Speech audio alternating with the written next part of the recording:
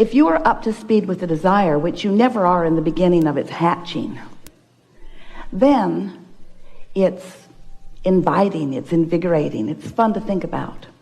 But if you have wanted something for a while, and for whatever reason you've not managed to be a consistent vibrational match to your own desire, in other words, you don't believe it, you want it but you don't believe it, then that doubt is uncomfortable, isn't it?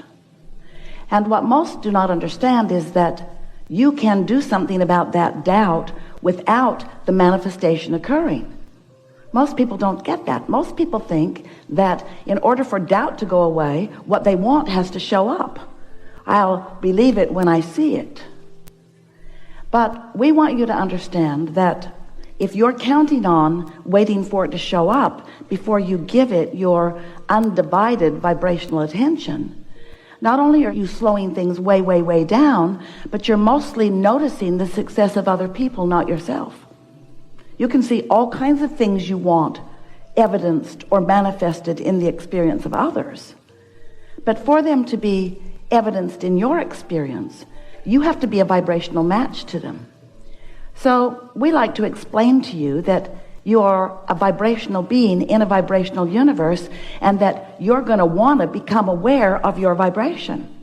And most humans, especially in the beginning, they don't know what that means. They don't get what that means. They don't really want to know what that means, because you're accustomed to your world in the way you are accustomed to seeing it. You like to see it and hear it and smell it and taste it and touch it. You like to translate your vibrational world into what you call real life manifestation. And we want that for you too. But we want to show you how to do it in a consistent way. And before you can get good at being consistent about it, you got to understand that you are vibration first and foremost, and so is everyone else. But you've got to begin to use your emotional guidance system in order to know moment by moment what your vibrational condition is. Because if you want something and you doubt it, your vibrational condition is not where you want it to be, or where you need it to be in order for what you want to manifest easily. Jerry always was talking about creation. Even before Jerry and Esther met us, even before he really understood what deliberate creation and creating your own reality really is. But he knew, because of the people that he had watched, he had studied humanity for a very long time, he knew that there were factors that some seemed to understand that most did not. And when he began plying us with his questions, we explained to him that most people are offering most of their vibration in response to what they are observing, which is a very limiting way to go about it, because first of all, you can't explore that much through observation. In other words, you really got to get around to get the big picture.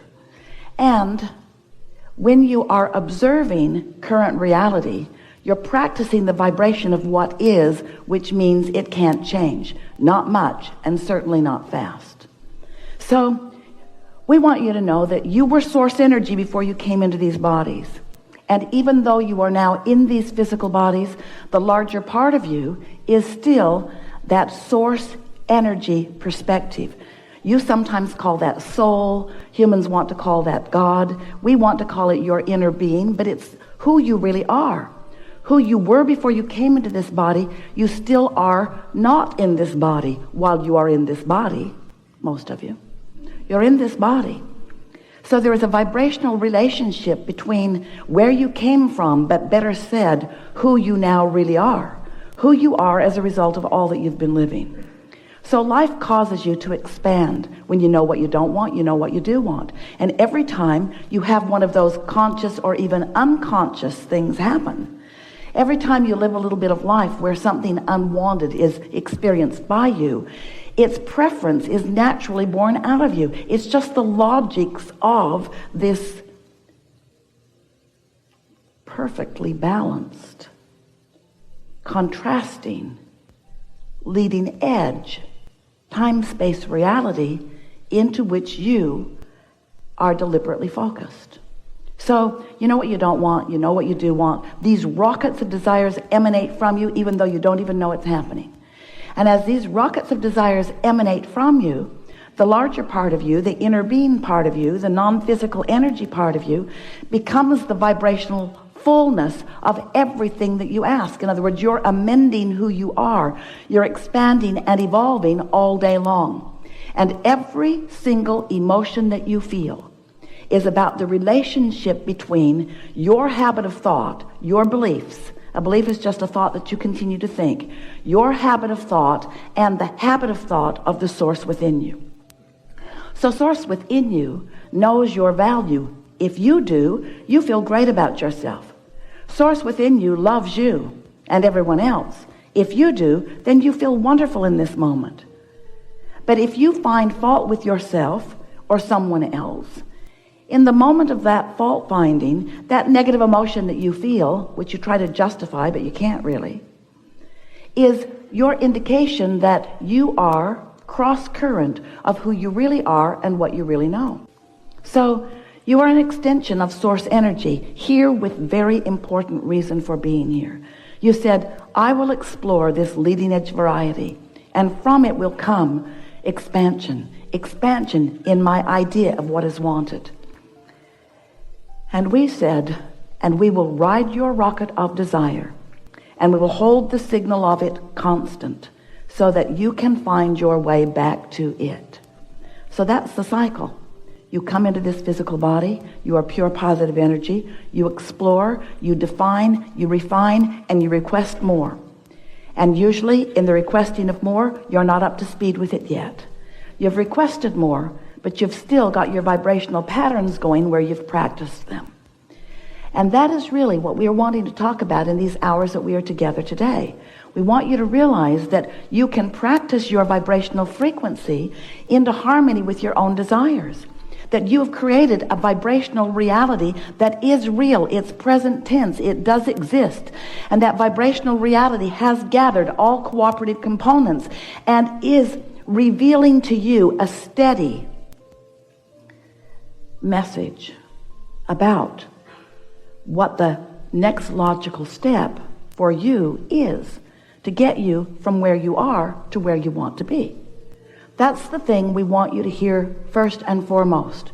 Your inner being knows where you are in your physical format, in your physical personality, with the beliefs that you hold, in relationship with everything you want, with your veritable fortunes of relationships and financial well-being and all other manner of desires that you have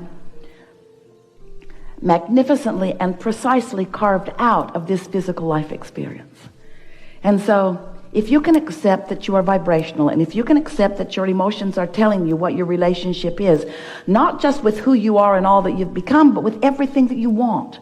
Because when you ask for something, step one, it is given. Step two, vibrationally, you go, vibrationally, I don't want it vibrational. How do I get my money out of the vortex and into the bank? And we say, you do what Jerry was trying to figure out all of those years. You figure out how to turn your thoughts to things. You try to figure out how to turn your vibrations to thoughts, and your thoughts to impulses, and your impulses to actions, and your actions to the full receiving of all things wanted. We are not trying to talk you into just getting happy so that you are not unhappy about the things that you want that you don't have. That is not the point of this. We want you to discover that in your happiness, it is a surefire path to everything that you want. But you've got to get your priorities straight. You've got to figure out that you are vibrational. You've got to figure out that how you feel matters. And then you've got to do something about consistently taking care of the way you feel. Sometimes you are in situations that are just not that pleasant. Sometimes you are having experiences that just don't feel that good. And you'll hear us say, try to find a better feeling thought. And you'll say, well, it would be easier if I wasn't standing right in the middle of this mess. And we say, then go stand someplace else that isn't in the middle of the mess. And you say, okay, here I go. But before I go, I'd like to tell you why I don't like being here. We know you don't want to be there, but go stand someplace else. Go someplace where what you observe and what you think about feels better to you. Okay, I'm going to go because I've been here for a long time and I haven't liked being over here at all. We know you don't. So go someplace else. Go look someplace else. Go be with other people. Go have a better time. Go, run like the wind. Go. And you say, okay, I'm going because I sure haven't liked it over here. My mother was born over here, and she taught me how to be here. Nobody who's over here where I am likes being over here. Abraham, couldn't you just fix over here a little bit so that it feels better? And we say, go someplace else. Okay, I'm going. Here I go. I'm going to go. Here I go. I'm really tired though, Abraham, I mean to go someplace else, and I mean to think thoughts that feel better, but it feels to me like my thoughts are thinking me. It doesn't feel to me like I am thinking my thoughts. It feels like my thoughts are thinking me. And we say, that's because law of attraction is responding to where you are. And then you say, okay, so law of attraction is responding to where I am, and you're telling me to go someplace else, but law of attraction won't let me go, Abraham. Law of attraction will not let me go. I'm trying to go, but I can't go. And we say, well, then just relax a little bit. Look at where you are with a little less definition. Talk a little less about what you don't like about where you are. Lose your law of attraction grip on standing where you don't want to be. Lighten up. Go general. Look for more things that do feel good, because in every moment, even though there may be some things that don't feel so good, there are some things that feel better. Look for the best feeling things that you can find. And it is our promise to you that little by little, you will change the way you are offering your vibration. You will change what you are broadcasting. And that's really what we want you to hear from us first and foremost today. What you broadcast, which means what you think about and what you focus on and what you talk about, what you're broadcasting, is what is accomplishing your vibrational attitude. It's what your point of attraction really is all about. And what you're broadcasting and what is coming back to you in response to that broadcast is how you create your own reality. So even though you are standing in the middle of something unwanted, you have to figure out how to broadcast something differently. You've got to figure out how to find a way of saying it nicer, saying it in a way that is kinder to you, beating up on yourself less, beating up on other people less, being less critical, more appreciative. But you got to do it a little bit at a time, because law of attraction is your best friend. Because law of attraction is consistent. Law of attraction is always reflecting back to you what you got going on.